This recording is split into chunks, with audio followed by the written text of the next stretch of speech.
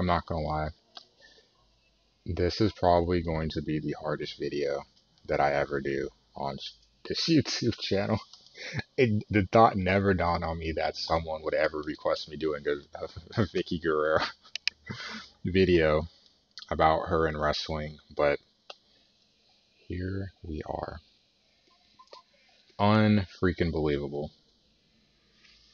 Strikeout. I will never forget this. I will never forget this. So let's talk about Vickie Guerrero. Um, there are some that may not know. The name Vickie Guerrero is currently not her actual name. It's Benson, correct? I have to double check because I don't want to be a liar. It is. Just want to make sure.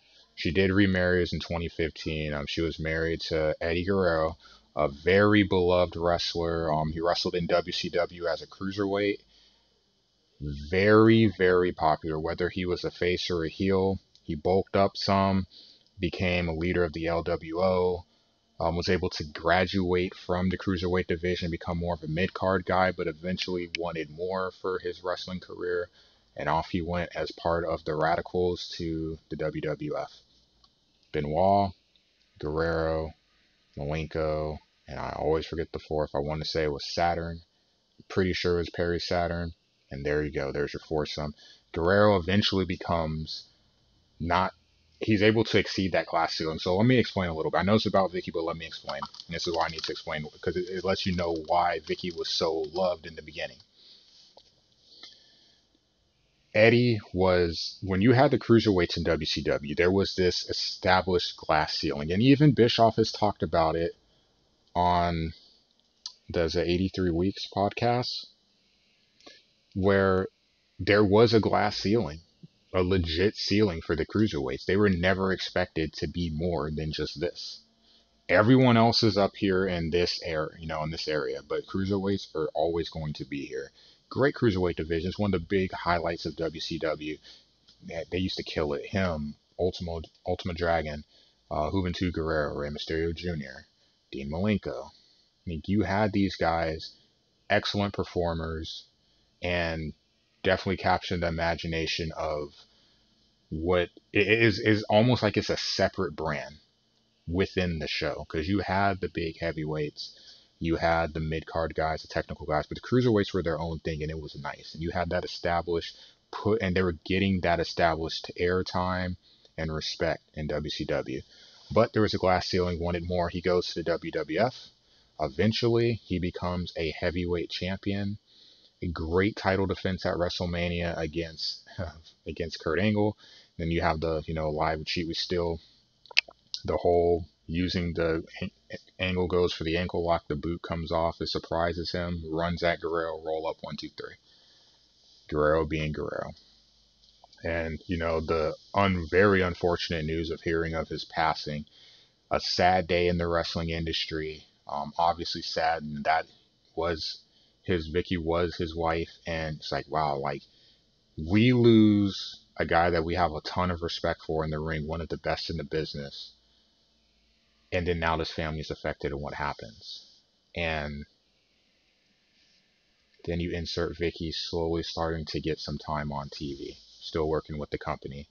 And I believe it was the Chavo Rey Mysterio storyline where she interjected, and initially she was a face aligning with Rey, but then she stabs Rey in the back. Sides with Chavo, I mean, family is family, right? Chavo Guerrero, yeah. Uncle Eddie, yeah, like you side with the nephew, and boom, there you go. She becomes a heel, she becomes hated. Ultimately, she ends up costing Chavo the championship. I believe it was cruiserweight at the time. Funny how we go up to the heavyweight championship and we drop back. Pretty sure it was a cruiserweight. Let me double check. Do.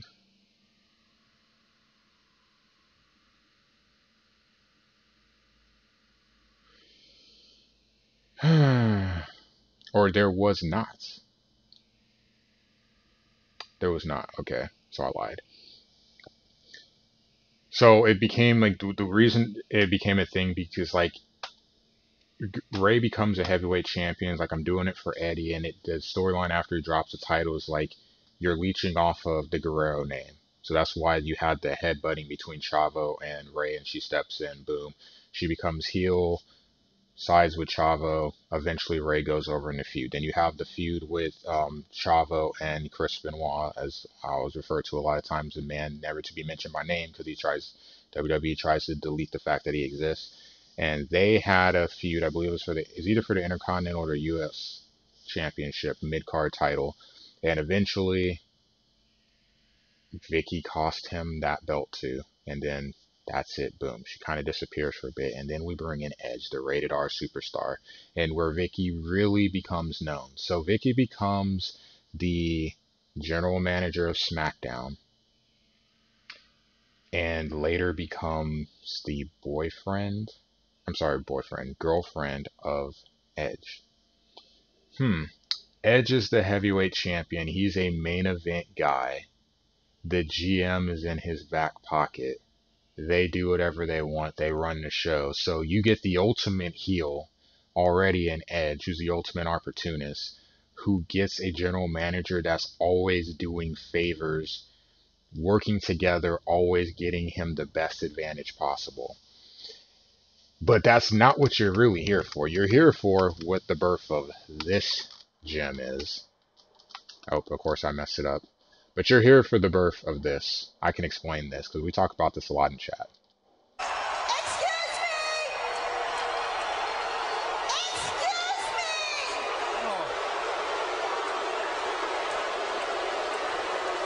Excuse me! Excuse Excuse me. Yeah, whatever, Vickie. So the way that this whole thing came about is when she is a general manager and she actually forgot her lines. She forgot her lines in the middle of a promo. So the way that promos work for you guys that don't know is for the most part these days it's kind of a script. So either they give you the big points, or at least in my experience, I don't know how it may be at the top, but in my experience, promos are done one of two ways, one of three ways. Either A, you are given a script, literally need to memorize it word for word. Two, you're trusted enough to go on an open mic when you're speaking with someone else and they let you speak from the heart. No words, no speaking points. You literally are getting in the ring and it's real talk. And the third one, which is kind of um, a really common one now, I would say still you're given a script, but we're going to script the big points for you that you need to cover in your promo, but you get wiggle room to bring in other stuff. We're not going to say exactly how you need to bring it up. We're not going to say exactly how you should refer to these things, but they need to be hit in your promo. And you're usually given a set amount of time. So boom, there you go. She comes out, she has her script, she gets her words, crowd is getting on her. She said that people around her, because she's like looking at the crowd, she's stalling because she's trying to remember what to say. And then she said, that's when the birth of excuse me starts, like, excuse me, because she's trying to buy time, at the same time draw heat from the crowd. So she's at least she's being productive. But then she's like, okay, got it. And then she continues with the promo. So then next week is like, actually, they kind of give her some flack when she goes back there for messing it up. But then next week's like, hey, we want you to go out here and do this. And she's like, why? Like, the only reason I did it is because I forgot my lines. Like, no, we think that we can get this. We think that we can go with this and make this popular. And what do you know? Like, literally, when you think of Vickie Guerrero, that's the first thing that always comes up. If not that she's, former wife of Eddie, it's that. One or two. It has to be. Literally every week, you dreaded it coming because you knew it was coming. Every time she came out to the ring, if she was walking to the ring, she would say it so you knew it was her. So it'd get the crowd riled up before she got in the ring, and she always timed it perfectly. Say it as soon as she comes out the curtain or comes out on the stage. So the focus of the camera, the focus of the commentary team goes on her, and the crowd starts booing. Probably you'll say it again as she's walking to the ring, and then once she gets in the ring, I said, excuse me, I have something to say. Never fails. And she became probably, when you think of general managers in the WWE, there's Teddy Long, And Teddy Long is funny because he always has the multi-man tag matches and one-on-one with the Undertaker, blah blah blah, the memes that he's known for. Vickie Guerrero is probably for me the I would say the second best general manager in the history that I can think of in the WWF. WWF, WWE. Can't really think of one for Raw that's super significant. I lied. Vince kind of is his own entity, so leaving Vince out of it. If you talk about uh, outside of the McMahons, it's Teddy Long because he had a long reign of it, and then Vickie. Hers was very impactful. It helped make Edge the character, the ultimate heel, one of the top heels in the company at the time. At a time when SmackDown was never seen as a big show. But I look at the time, SmackDown was always seen as the B show. All of our focus is on Raw. SmackDown, for what a lot of people didn't know, SmackDown, the only reason it even started in the first place was because they needed something to combat Thunder. You're trying to fight Nitro, you don't want to fight a show with two shows. So we're going to have to start our own show to combat Thunder. Thunder was shit anyway, but it doesn't matter. You have SmackDown, it was never the focus. Once they did the roster split, it was never the focus. It was all the attention was on Raw. We just have guys on SmackDown just to have that second show for ratings. And you had guys like the Heyman Six. I'll have to look up. Maybe that's a video for another day. There are six guys on SmackDown that helped carry the brand and help make it viable. In a lot of ways, SmackDown was the better show than Raw, though Raw was what all the attention got to because SmackDown was seen as the technical. If you're a pro wrestling fan, that was your show.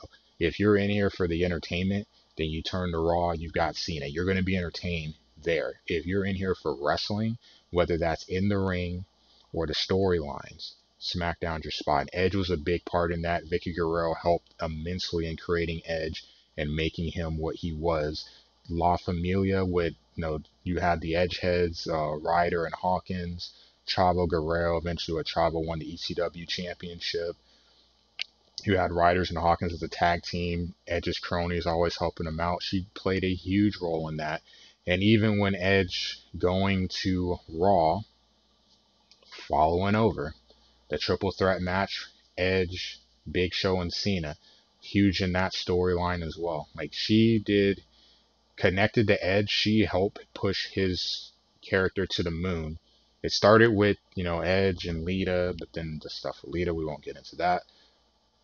And then bam, talk about Vickie coming in at the right time. I won't even say save the career, but really enhance his career and help draw heat. I cannot think of any wrestler post Vickie. Maybe Brock, maybe Roman Reigns once he was getting that push, and especially when he beat Taker at WrestleMania. No one on a regular basis has been able to draw heat like Vickie Guerrero.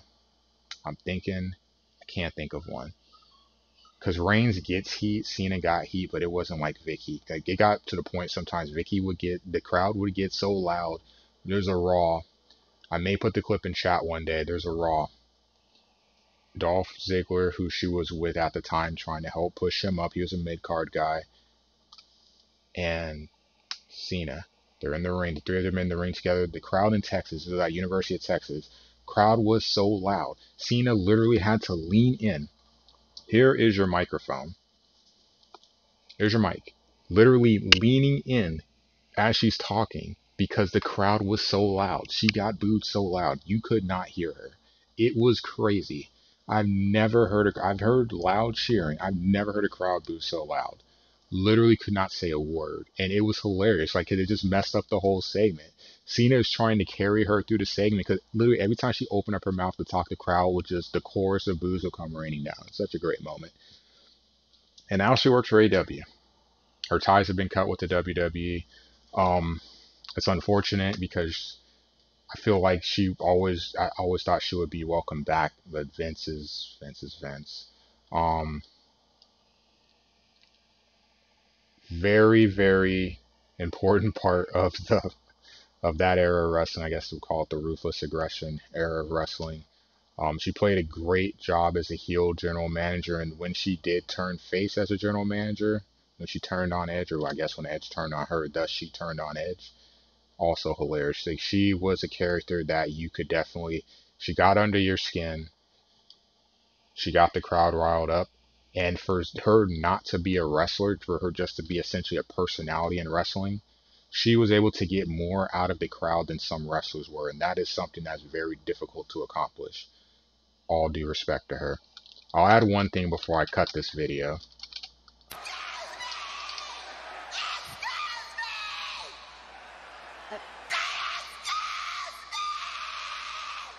Royal Rumble, the first ever women's Royal Rumble. I will admit, when I heard that, because as the buzzer is counting down, you go 10, 9, 8, and crowd counts. We never get the count right. We're always behind or ahead at the end.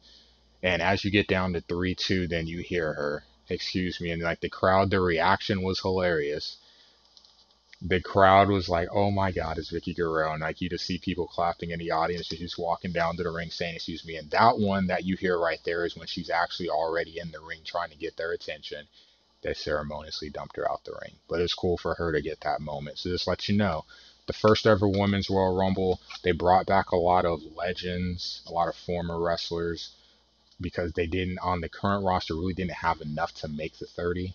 And it's really cool that she was recognized, though she wasn't a real wrestler in the ring, that she still was recognized as one of the important 30 that should have that moment at that time. There is Vickie Guerrero in a nutshell. That's enough. Props to her. I don't hate her. Like I said, her voice, that excuse me, is just so annoying and obnoxious. And as a wrestling fan, you could understand why you get tired of hearing it. It's like, her voice just irritates you when she does it. But I paid my debt. We'll work on other videos, but I paid my debt. So Strikeout, thanks for cashing that in. Hope you guys enjoyed the video. I will catch you at a later time. Hopefully, I'm going to have to say probably this is the only video that I'll do specifically on Vickie. I don't know what else possibly you could talk about, but I think we'll call it at that. So, yeah, have a good one, guys. Thanks for watching.